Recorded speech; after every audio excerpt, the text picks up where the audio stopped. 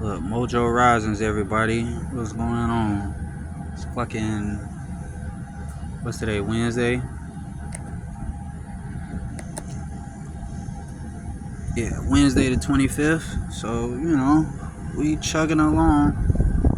It's almost time for us to get the fuck out. That shit really stressing me the fuck out. I ain't been sleeping right for the last couple days. I want to say Monday I woke up at midnight. Mind you, it was partially the kids' fault too.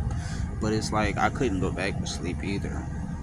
But it's like the kids were like, because I don't have a door. I'm just like in a space of the house right now. So there's like a moving blanket they give you at U-Haul when you get the truck or whatever, a little gray wool joint. So I got that bitch up over the opening, so that's kind of my door. But it was like, nigga, in the middle of the night on Monday, like Sunday night going into Monday, little niggas came straight to the blanket to argue. Like, not with me, but like with each. I don't know what they was doing because I was asleep. I just know they were yelling at each other. They were flat out yelling at each other. Mind you, not including Natasha, there's 4 of them. All 4 of them was standing right in front of my curtain yelling at each other about to fight. And it's just like, what in the fuck, bro? Even yesterday that shit happened, bro.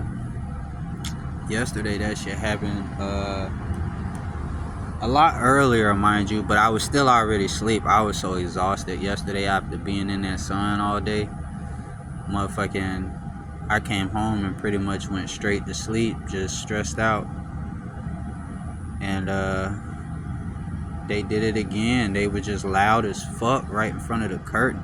And in the beginning it made sense because that was, for one, I'm sleeping in their old playroom, and for 2, there was another room right across the little way where they got a TV and Xbox and all that shit that they go in there to play with and shit like that. So it's like, alright, bet, they always in and out. They always in and out, running back and forth, fighting, arguing, whatever. So it was like commonplace. But it's like, since we've been about to move, for whatever reason, their playroom was one of the very first rooms packed up. And so it kind of got quiet because it's like, it ain't nothing for y'all to do over here no more. Y'all can't watch TV. Ain't nothing for you in there. All that shit gone. And yet they come over there just to argue. And the shit's so weird because all their rooms are right next to each other. It's like, you don't have to leave your rooms. Like, they could stand inside their rooms with the doors open and argue with each other just fine. Just look each other in the face. Don't even have to leave their room. If they don't need to look at each other, they don't even have to leave their bed. They can argue from their bed with each other. So it's just like, why y'all need to leave your rooms, come way on the other side of the house where I'm at, and I'm asleep because I snore, I'm asleep, to start yelling. It's like, what the fuck? That shit woke me up. I think it was like 10, something like that. And I ended up just like cutting the TV on loud as fuck. Because it's like, bruh, shut y'all ass up, bruh. I don't give a damn, bruh. Like, whatever y'all talking about does not need to be done here. So I ended up cutting the goddamn TV on loud as fuck. And then they caught the hint, like, flat out. They heard the TV and was like, oh, he must be mad. And then walked off. And it's just like, bruh, my TV was on like fucking 20. And I still could hear y'all over the TV. It's crazy. Mind you, I only need the TV on 8. If everybody's just talking at a normal pace, even if everybody watching TV or whatever, if everybody's just talking at a normal pace, I only need it on level 8.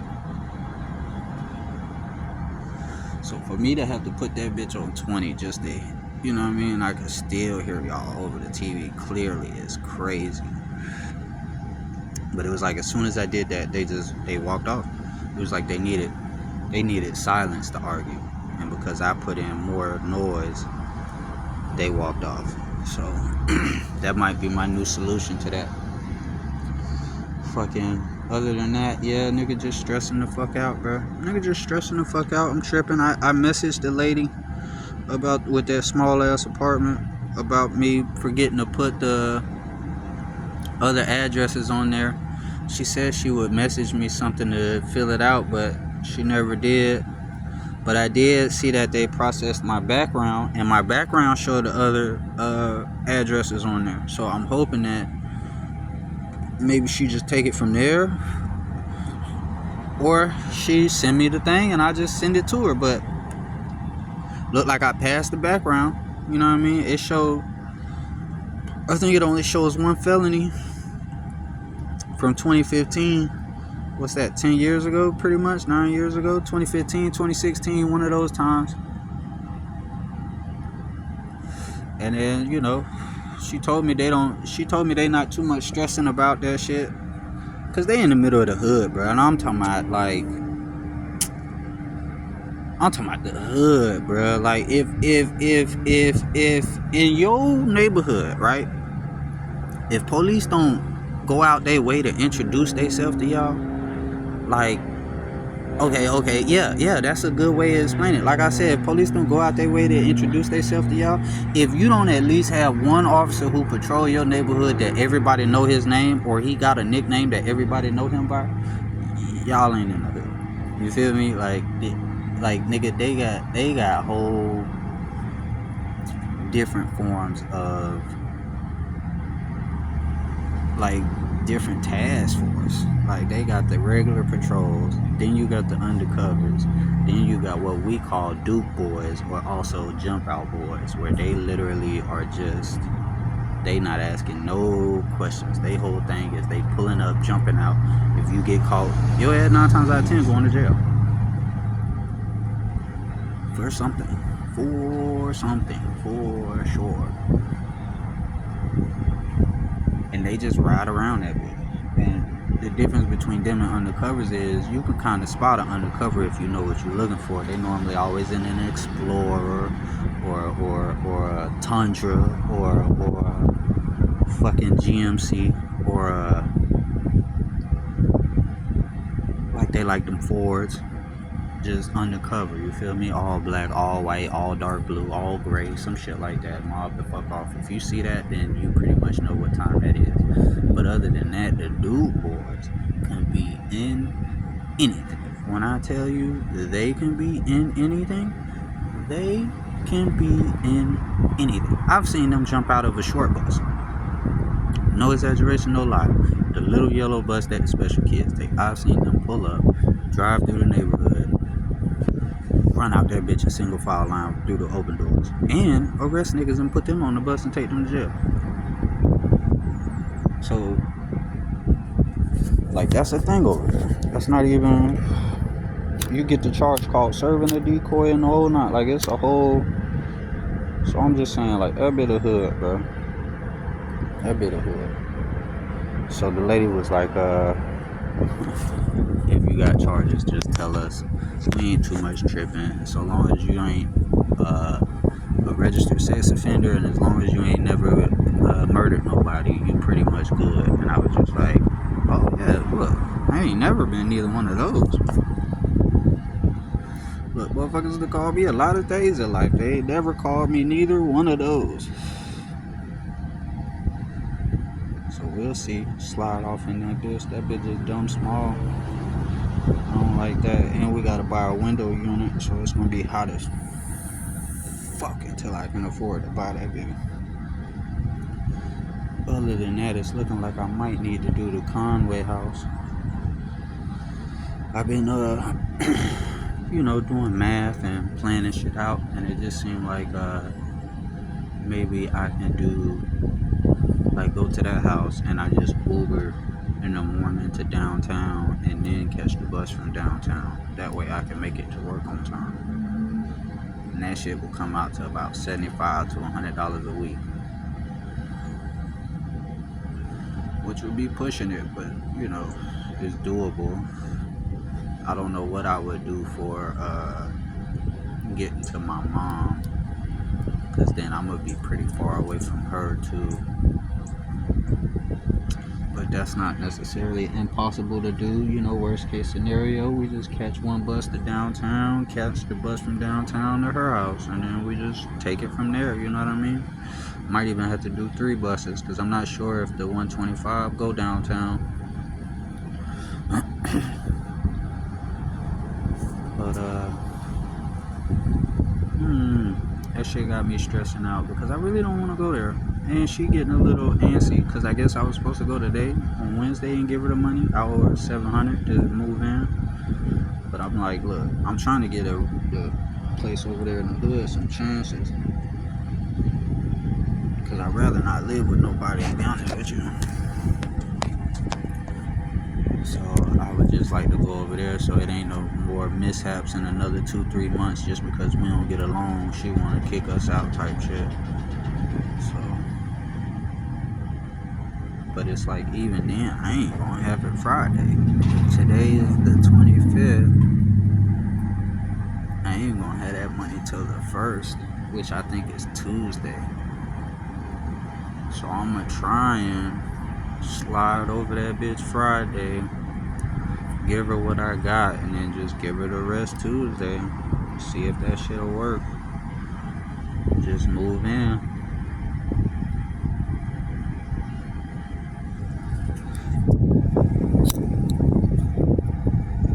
Just go ahead and move right in. Slide on in there, bitch.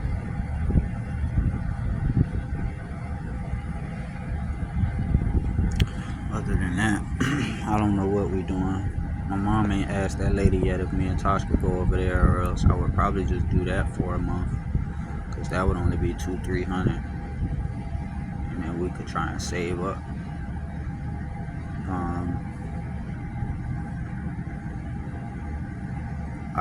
I got the plan to send her with her mom and her auntie them.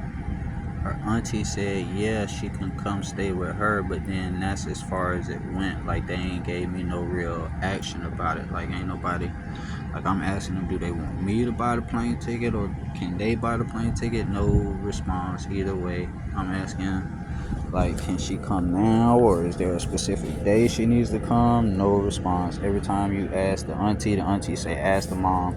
If you ask the mom say, ask the auntie. So it's just like, y'all not understanding. The situation is a little deeper than this game of phone tag we playing. And then add on top of that, they telling me one thing and telling my daughter another thing. Like, they've never officially told me yet. They've only told Natasha yes.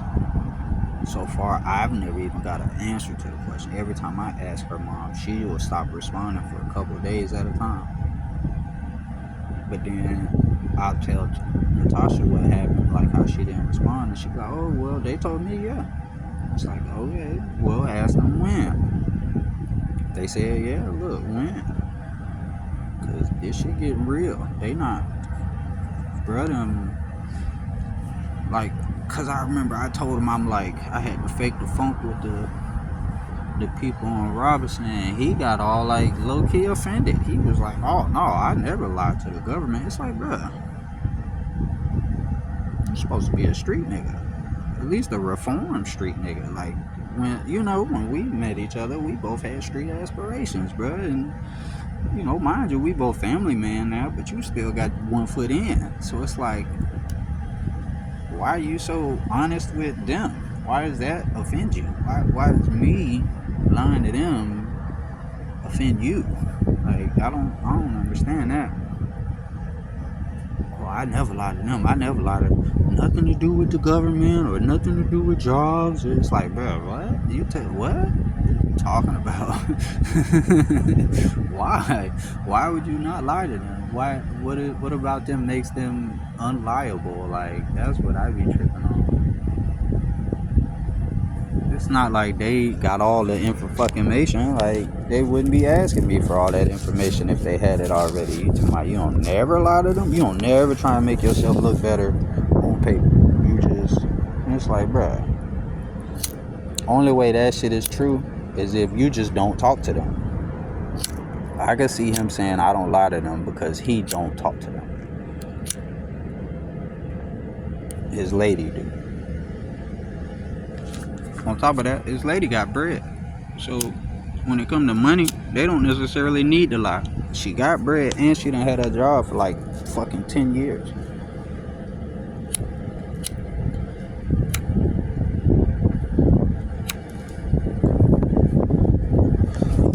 I get why you might not need to lie, but to sit here and be like, oh no, I just don't, like I would never, is crazy.